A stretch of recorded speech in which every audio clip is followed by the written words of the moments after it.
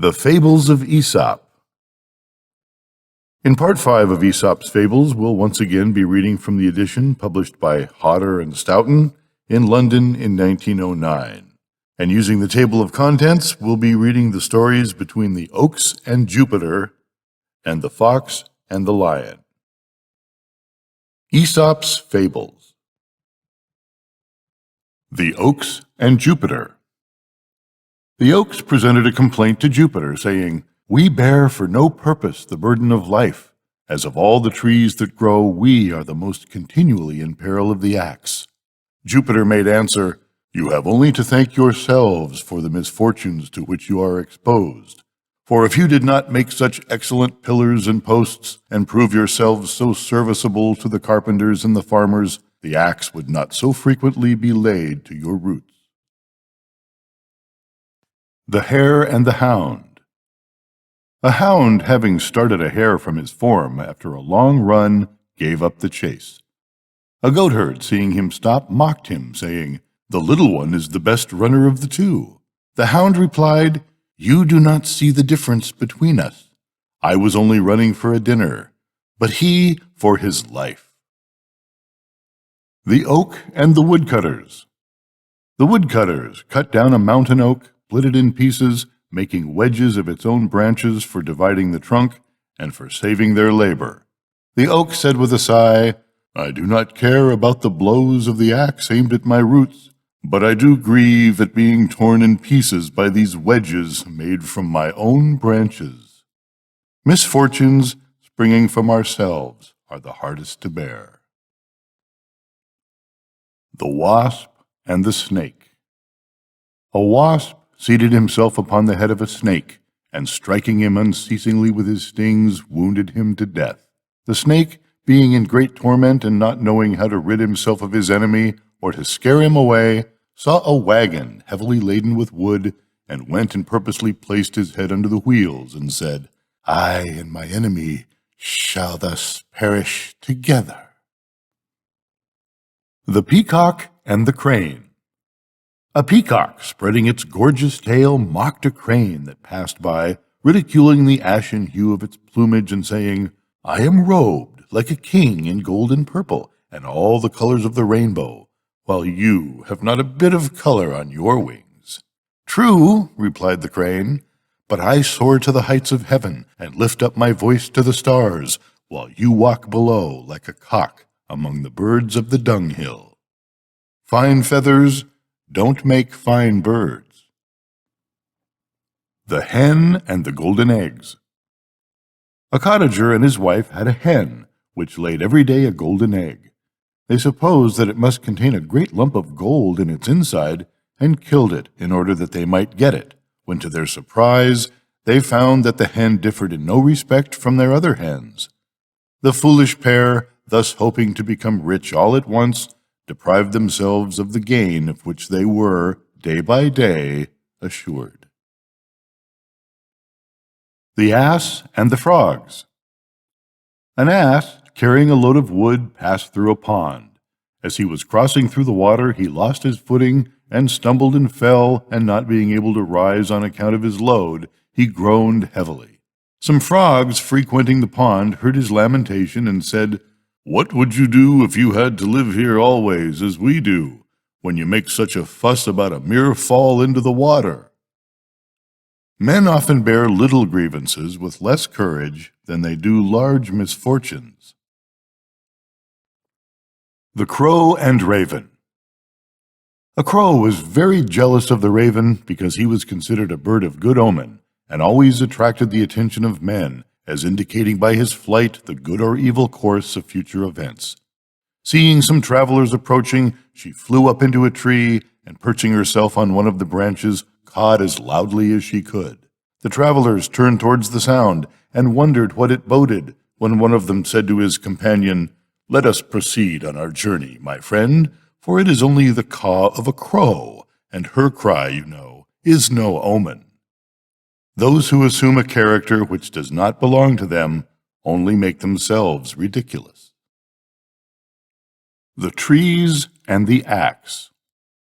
A man came into a forest and made a petition to the trees to provide him a handle for his axe. The trees consented to his request and gave him a young ash tree. No sooner had the man fitted it from a new handle to his axe than he began to use it, and quickly felled with his strokes the noblest giants of the forest. An old oak, lamenting when too late the destruction of his companions, said to a neighboring cedar, "The first step has lost us all. If we had not given up the rights of the ash, we might yet have retained our own privileges and have stood for ages."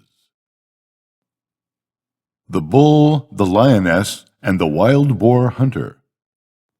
A bull, finding a lion's cub asleep, gored him to death with his horns. The lioness came up and bitterly lamented the death of her whelp.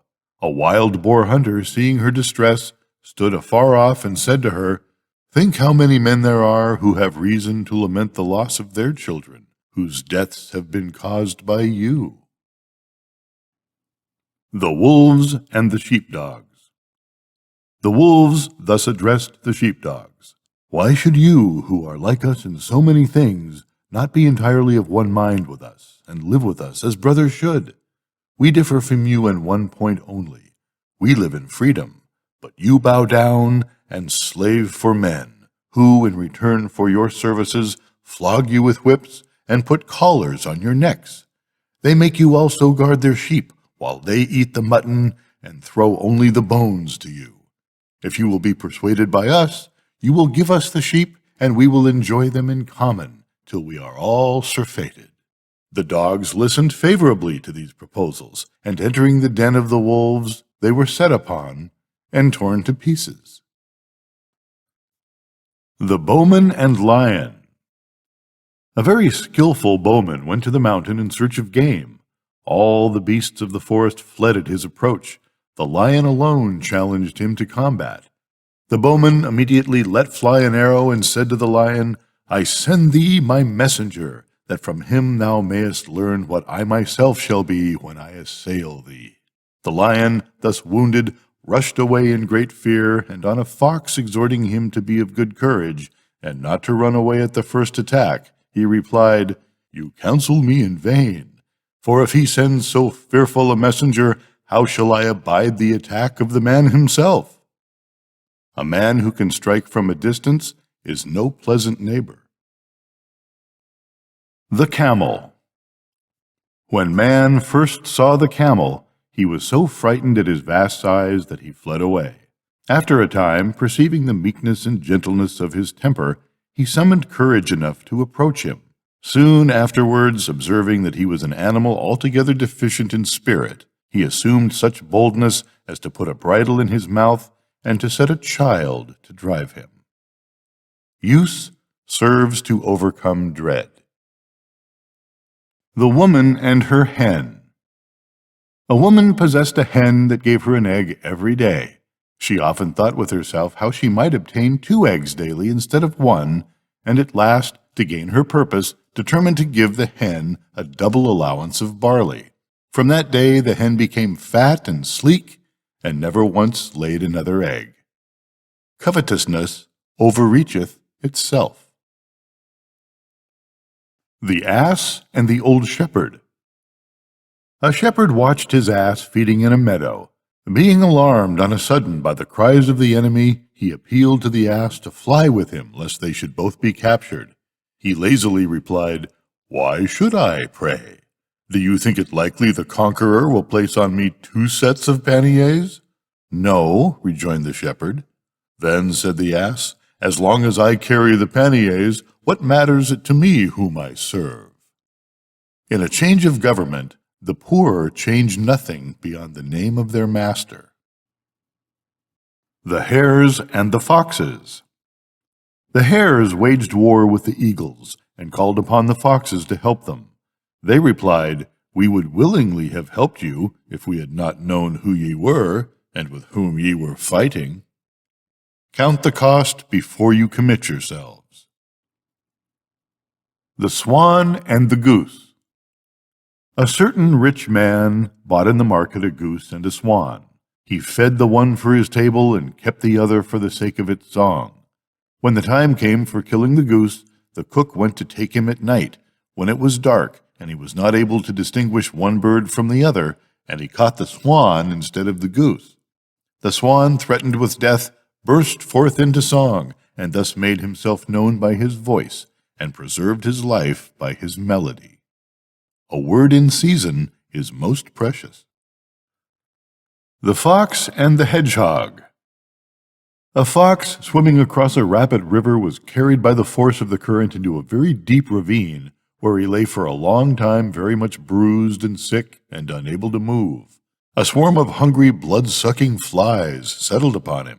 A hedgehog, passing by, compassionated his sufferings and inquired if he should drive away the flies that were tormenting him. "By no means," replied the fox. "Pray, do not molest them." "How is this?" said the hedgehog. "You do not want to be rid of them?"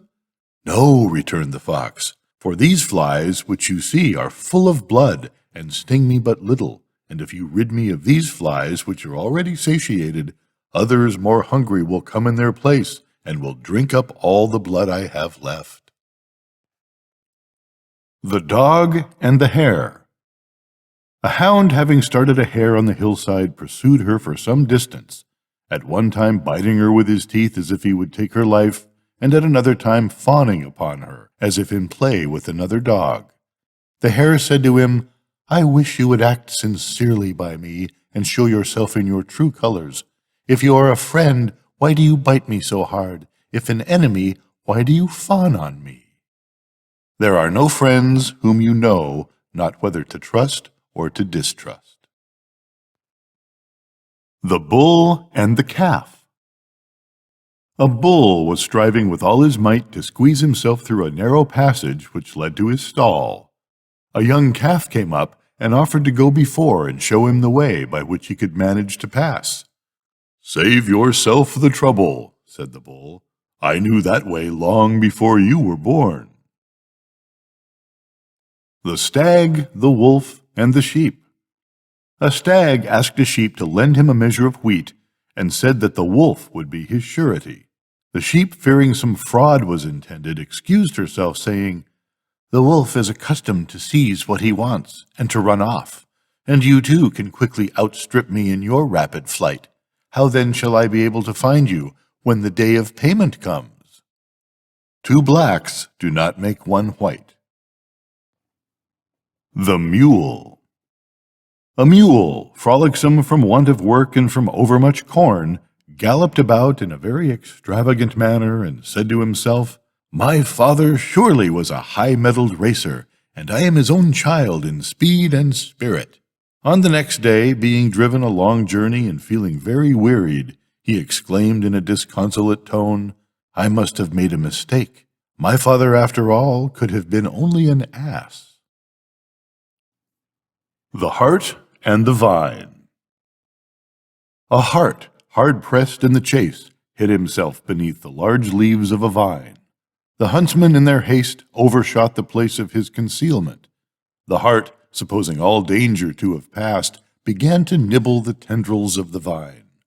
One of the huntsmen, attracted by the rustling of the leaves, looked back, and seeing the hart, shot an arrow from his bow and killed it. The hart, at the point of death, groaned out these words, "I am rightly served, for I ought not to have maltreated the vine that saved me." The Eagle, the Cat, and the Wild Sow. An eagle had made her nest at the top of a lofty oak.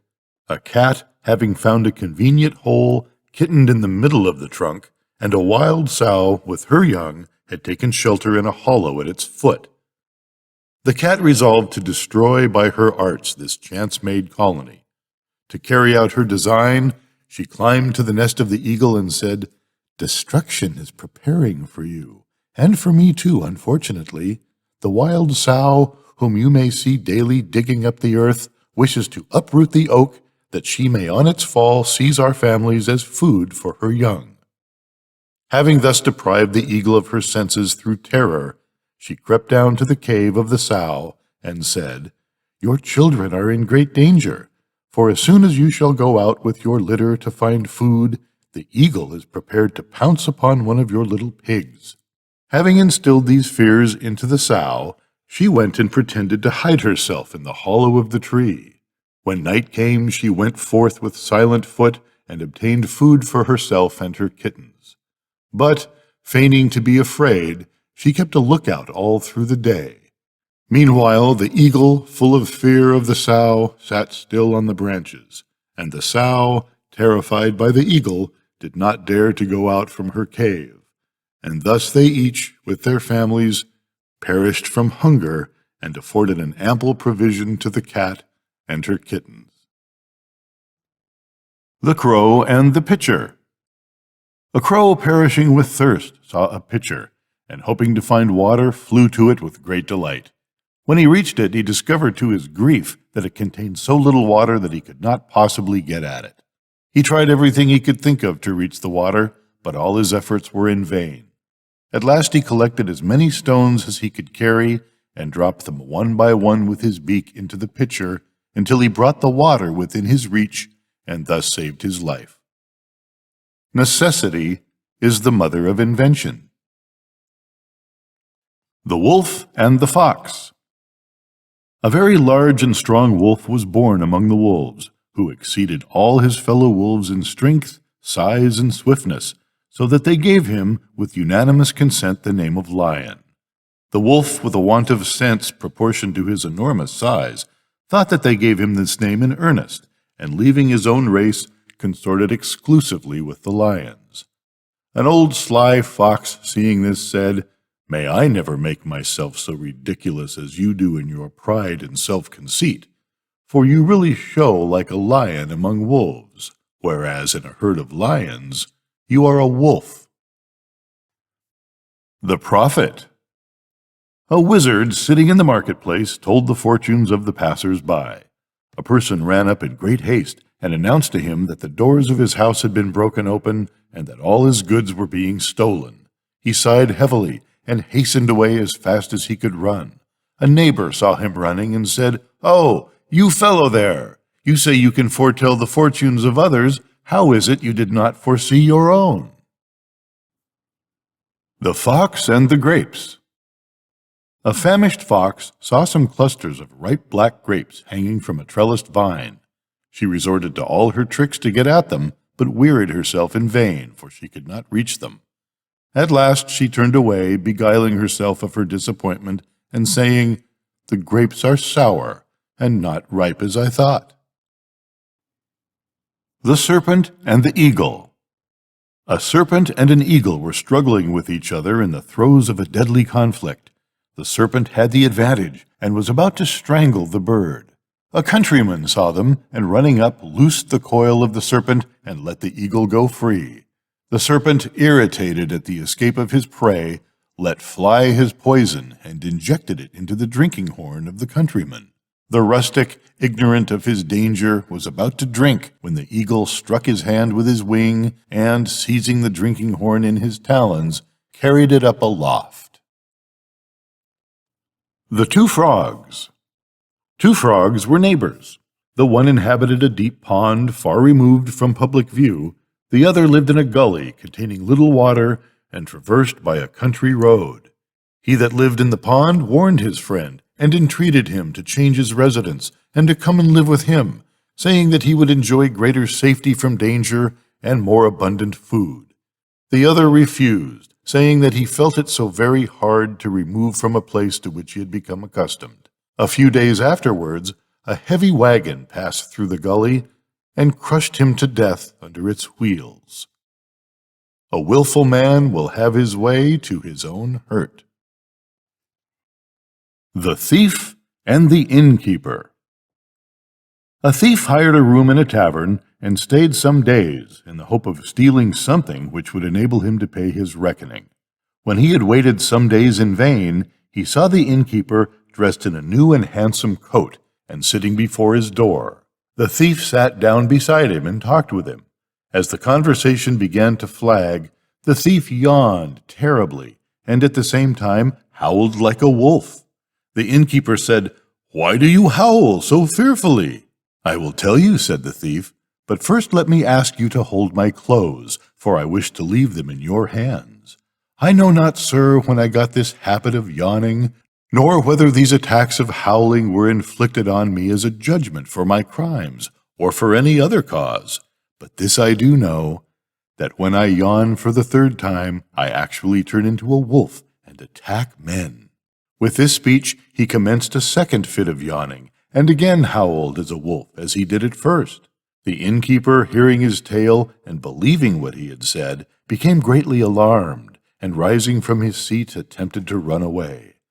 The thief laid hold of his coat and entreated him to stop, saying, "Pray wait, sir, and hold my clothes, or I shall tear them to pieces in my fury when I turn into a wolf."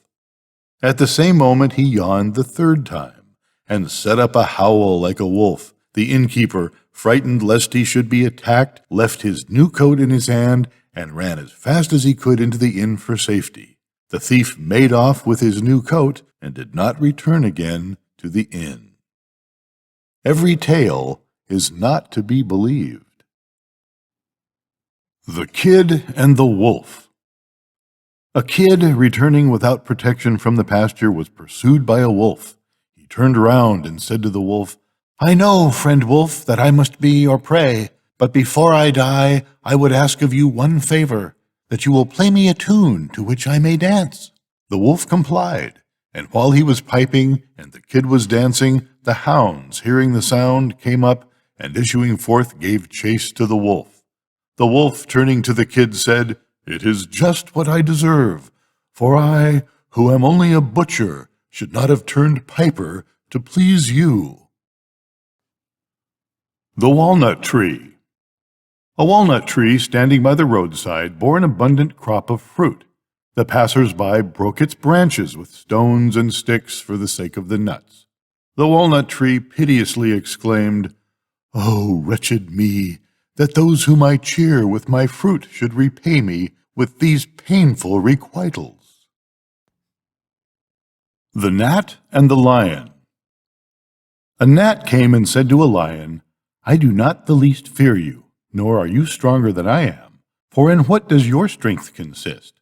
You can scratch with your claws and bite with your teeth, so can a woman in her quarrels. I repeat that I am altogether more powerful than you, and if you doubt it, let us fight and see who will conquer." The gnat, having sounded his horn, fastened itself upon the lion, and stung him on the nostrils and the parts of the face devoid of hair. The lion, trying to crush him, tore himself with his claws until he punished himself severely. The gnat thus prevailed over the lion, and buzzing about in a song of triumph flew away. But shortly afterwards he became entangled in the meshes of a cobweb, and was eaten by a spider. He greatly lamented his fate, saying, "Woe is me, that I, who can wage war successfully with the huge beasts, should perish myself from this spider, the most inconsiderable of insects." The Horse and the Stag. The horse had the plain entirely to himself. A stag intruded into his domain and shared his pasture. The horse, desiring to revenge himself on the stranger, requested a man, if he were willing, to help him in punishing the stag. The man replied that if the horse would receive a bit in his mouth and agree to carry him, that he would contrive effectual weapons against the stag. The horse consented and allowed the man to mount him. From that hour he found that instead of obtaining revenge on the stag, he had enslaved himself to the service of man. The Fox and the Monkey. A fox and a monkey were traveling together on the same road. As they journeyed, they passed through a cemetery full of monuments. "All these monuments which you see," said the monkey, "are erected in honor of my ancestors, who were in their day freedmen and citizens of great renown."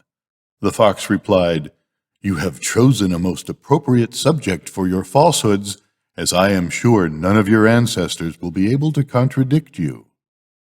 A false tale often betrays itself. The Bull and the Goat. A bull, escaping from a lion, entered a cave which some shepherds had lately occupied. A he-goat was left in it, who sharply attacked him with his horns.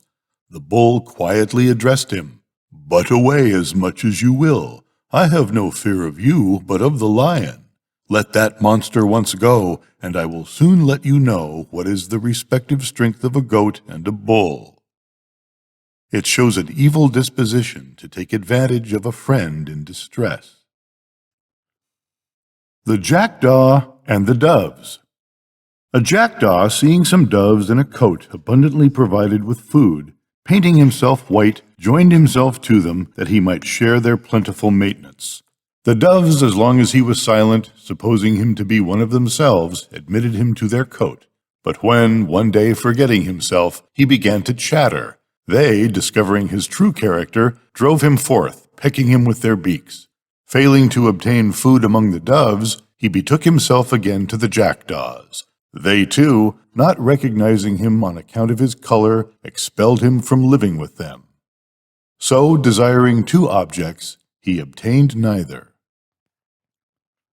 The Monkey and the Dolphin. A sailor bound on a long voyage took with him a monkey to amuse him while on shipboard.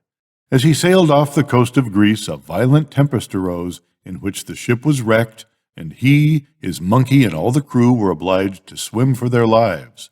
A dolphin saw the monkey contending with the waves, and supposing him to be a man, whom he is always said to befriend, came and placed himself under him to convey him on his back to safety to the shore. When the dolphin arrived with his burden in sight of land not far from Athens, he demanded of the monkey if he were an Athenian, who replied that he was, and that he was descended from one of the most noble families of that city. He then inquired if he knew the Piraeus, the famous harbor of Athens. The monkey, supposing that a man was meant, answered that he knew him very well, and that he was an intimate friend. The dolphin, indignant at these falsehoods, dipped the monkey under the water and drowned him. The Man and His Wife. A man had a wife who made herself hated by all the members of his household. He wished to find out if she had the same effect on the persons in her father's house. He therefore made some excuse to send her home on a visit to her father. After a short time she returned, when he inquired how she had got on and how the servants had treated her. She replied, "The neat herds and shepherds cast on me looks of aversion." He said, "O wife, if you were disliked by those who go out early in the morning, and with their flocks return late in the evening, what must have been felt toward you by those with whom you pass the whole of the day?" Straws show how the wind blows. The Thief and the House Dog. A thief came in the night to break into a house.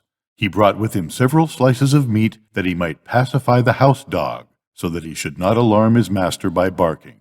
As the thief threw him the pieces of meat, the dog said, "If you think to stop my mouth, you will be greatly mistaken. This sudden kindness at your hand will only make me more watchful, lest under these unexpected favors to myself you have some private ends to accomplish for your own benefit and for my master's injury." The Man, the Horse, the Ox, and the Dog. A horse, ox, and dog, driven to great straits by the cold, sought shelter and protection from man. He received them kindly, lighted a fire, and warmed them. He made the horse free of his oats, gave the ox abundance of hay, and fed the dog with meat from his own table. Grateful for these favors, they determined to repay him to the best of their ability. They divided for this purpose the terms of his life between them, and each endowed one portion of it with the qualities which chiefly characterized himself. The horse chose his earliest years, and endowed them with his own attributes. Hence, every man in his youth is impetuous, headstrong, and obstinate in maintaining his own opinion. The ox took under his patronage the next term of life, and therefore man in his middle age is fond of work, devoted to labor, and resolute to amass wealth and to husband his resources. The end of life was reserved to the dog, wherefore the old man is often snappish, irritable, hard to please, and selfish, tolerant only of his own household, but averse to strangers, and to all who do not administer to his comfort or to his necessities. The Fox and the Lion. A fox who had never yet seen a lion when he fell in with him by a certain chance for the first time in the forest, was so frightened that he was near dying with fear. On his meeting with him for the second time, he was still much alarmed, but not to the same extent as the first. On seeing him the third time, he so increased in boldness that he went up to him and commenced a familiar conversation with him. Acquaintance softens prejudices. We'll have many, many more wonderful stories in Part 6 of Aesop's Fables. Good night, Nora.